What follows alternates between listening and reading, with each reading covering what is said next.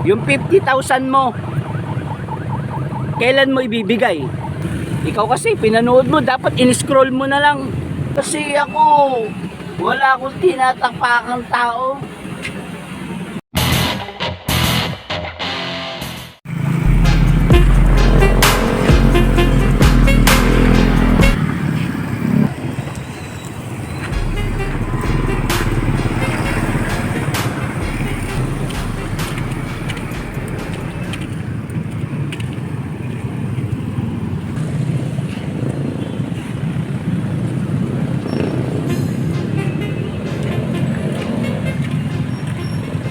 Good morning! Ano, saan ba tumakbo? Ikot lang sa mabundaan. Ah, Magpapawis para okay, syempre. matanda na eh. Hindi para, healthy pa rin, di ba? Oo, tama lang yan. Anong oras ka tumakbo? 6. Alas 6? Ah, okay. Ingat. Sige.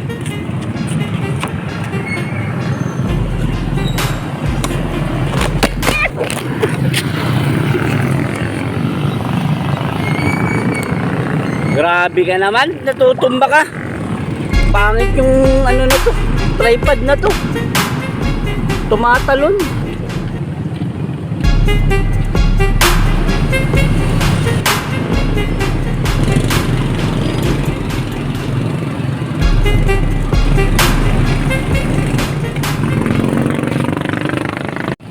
Good morning mga idol. What's up mga idol? At eto na nga, nandito na ulit tayo sa tulay ng Maribeles, guys. Tingnan nyo na lang. Marami kasi nangungulit sa akin, marami nagko-comment, ang tagal na daw ng tulay na yan. Wala naman ako maisagot. Hindi naman ako marunong gumawa ng tulay kasi. Pero yung makikita nyo guys, ito ang lawak na.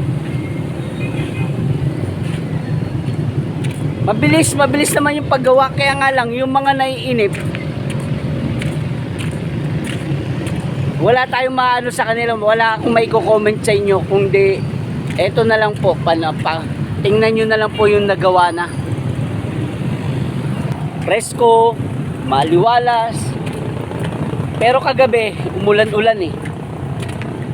Ayan, yung dagat, ayan, kalmado na naman yung dagat. Ewan ko, basta ako pag nakikita ko yung tabing dagat na to, o tabing dagat, kahit saan dagat, pag makarating ako ng ibang lugar at may dagat, napaka ano ng pakiramdam ko, napakaganda, aliwalas. Tapos siyempre nandoon yung bumubulong na naman ako. Para akong si Raulo, bumubulong sa kanila. Diba? Siyempre hindi naman sa dagat nagpapasalamat, sa Diyos. Unahan ko lang yung mga meron dyan. Siyempre nagpapasalamat tayo sa Diyos. Kaya nga lang, siyempre, ito nga, dahil mahilig nga ako sa dagat na tumanaw. Hindi naman ako swimmer eh, hindi naman ako manglalangoy. Takot na ako sa malalim. Lampas ulo lang, bumabalik na ako sa gilid. Ayan. Pero ito, ayan o. Ito na yung dulo. Ayan, papunta yan dun. Wala yun, may kwento lang sa inyo. At syempre, ayan, may kwento ko lang din yung kubo na ginagawa ko guys. Napaka swerte lang din natin kasi may mga tao talaga na inilalaan ang Diyos para sa atin. Sa bawat isa sa atin, maraming problema, mabigat ang problema, hikahos. Pero guys, magdasal, gumawa, kumilos, diba? Sumulong. Hindi yung wala ka na nga, tapos wala ka namang ginagawa. Yun yung mali. Pero kung wala ka at gumawa ka ng paraan, sinamahan mo ng dasal, yun, good faith. Ang Diyos guys, hindi yan tulog every day, every night. Pero yung tibay ng paniniwala natin guys sa Diyos, yun yung nagpapatibay ng ating pangarap. Bawat isa sa atin, guys. Keep praying. Ano man relihiyon natin, ano man yung pananampalataya mo. Pero pag pinag-usapan ay Diyos natin lahat. Sa mga baka may mali akong nasabi, pasensya na po kung about God, hindi rin ako especially sa mga ganyan. Baka tabi-tabi po. Ika nga naman ng matatanda ay magpasintabi ka sa mga hindi hindi makakaunawa ng sinabi ko. Pero ang sa akin po, wala po akong tinatapakang ibang tao, ibang reliyon, ibang paniniwala. Pero sa akin po, maraming salamat sa Diyos. So ito guys, napakaganda ng umaga natin ngayon. Yun, maikwento ko lang din yung pinagagawa nating kubo. Ginagawa nating kubo. May, siyempre, ang hirap paawa daw ako.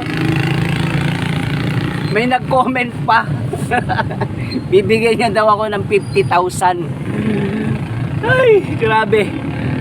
Paawa daw ako. Boss, pasensya na. Hindi po ako paawa. Natutuwa po ako.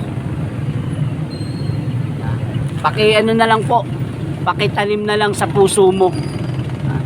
May mga taong natutuwa sa akin at natutuwa rin po ako. Although, siyempre yung ginagamit ko na